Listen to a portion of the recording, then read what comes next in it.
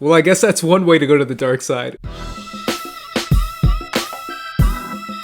What is up, guys? Welcome back to my channel. This is my review of Jujutsu Kaisen Season 2, Episode 5, Premature Death. Finally, Geto goes full Voldemort. This is what we've been waiting for in this entire hidden inventory arc, prequel arc of Gojo and Ghetto, and we get it in this episode, and we get a little bit more at the tail end of the episode as well, but let's just get into it. So as I said before, this episode is primarily about Geto going full dark and how he slowly becomes disillusioned with the Jujutsu world and these ideals of protecting non-sorcerers. He remains haunted by the elation of the Star religious group at the death of Rico and has to carry this burden with himself for an entire year. Now from here he meets Yuki, a special grade sorcerer that travels the world, and if you remember, this is the sensei of Todo. Now if you saw her first question, you would have caught that because it's the same first question that Todo asks everyone the first time he meets them. Now he has a conversation with her about the future of Jujutsu sorcerers and the true purpose of their power. Yuki says that she wants to create a world where no curses are born, and she says she has two ways to do that. One is to stop all cursed energy from humans, and she says the best way to do this is through a heavenly pact, and she mentions Toji as an example. Now the second way is to teach all humans how to control their cursed energy. The problem is Geto gives her a third way, which is to kill all humans, and she says that he can do that if he wants to, but it's something that he's gonna have to carry and something that he has to be determined to actually do.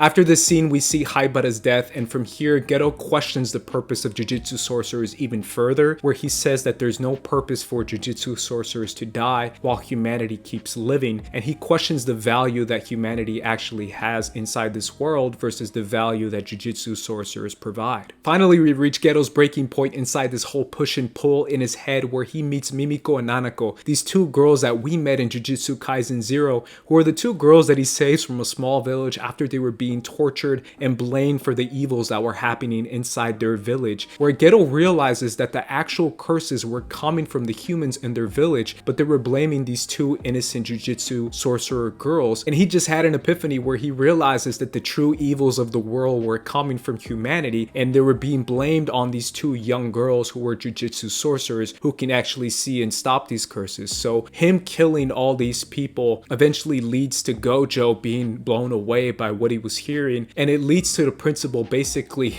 excommunicating Geto out of Jujutsu High and out of this world, because that's the one rule you cannot break. There's a small moment right after this where Geto meets up with Choco, and I like how Choco's so chill about it and just smoking and being like, yeah, so I heard you killed all those people. How was that? Why'd you do that? What are you up to? I just thought this moment was really interesting because it shows how Choco is so nonchalant about this tragedy versus Gojo screaming and going crazy, where Choco is just chill and she's still friends with Geto and she believes that he has a good reason to do this. Maybe she doesn't believe in his endgame, but she believes that this moment specifically was something that might have been warranted, and I just like this little Choco moment. We get very little young Choco inside this whole arc, but I like the little that we do get. Now we get to the scene that we might have seen in Jujutsu Kaisen 0 and in Jujutsu Kaisen Season 1, which is Gojo attempting to kill Geto, and this being their final say and their final goodbye, and the next time they see each other will be in 0. But this is essentially Geto telling Gojo that if he was Gojo and if he had his power, he could enact his plan, and them agreeing to go separate ways but not necessarily being enemies or hunting each other down. This is them being like, hey, let's let our friendship be what it was and agree to go our separate ways and not hurt each other, but at the same time I don't want to participate in anything you're planning and I don't agree with what you're doing. So that's the way that Geto and Gojo leave each other, and we finish up this whole friendship and this whole arc right here in this moment. Before the ending, we get a final little scene with Megumi and Gojo, which again is another scene that we might have seen in Season 1, at least a little bit of it. Here we get a little bit more of it, but then we cut back to Gojo waking up to his three best students, his first year students, which is Megumi, Yuji, and Nobara. I am so excited to get into the next chapter of this new season. I actually thought this episode was different. It's definitely a change of pace from what we've seen in the previous episodes, because I felt like the cutting back and forth might have been a little bit disconnecting, where they kept changing the dates and telling you what's happening in this timeline. I don't know if it felt rushed to me. It might have been a little bit rushed, but other than that, I thought thought it was really well done, and the way it was communicated between the ideals, between the personalities of Gojo and Ghetto, and the way they're able to handle different moments and different tragedies in different ways, I thought was really well done. I'm loving this arc, I'm loving this season, and I can't wait to finally see my favorite students, my first year students, just like it is Gojo's. But let me know what you guys thought of this episode in the comments down below. You can let me know all that stuff, all your thoughts. Let me know in the comments down below, and you can follow me at Squad Leader Ace on Twitter, TikTok, Instagram, all that other stuff as well. But either way, guys, for Squad Leader Ace, I'm gonna be peacing out, so peace, deuces.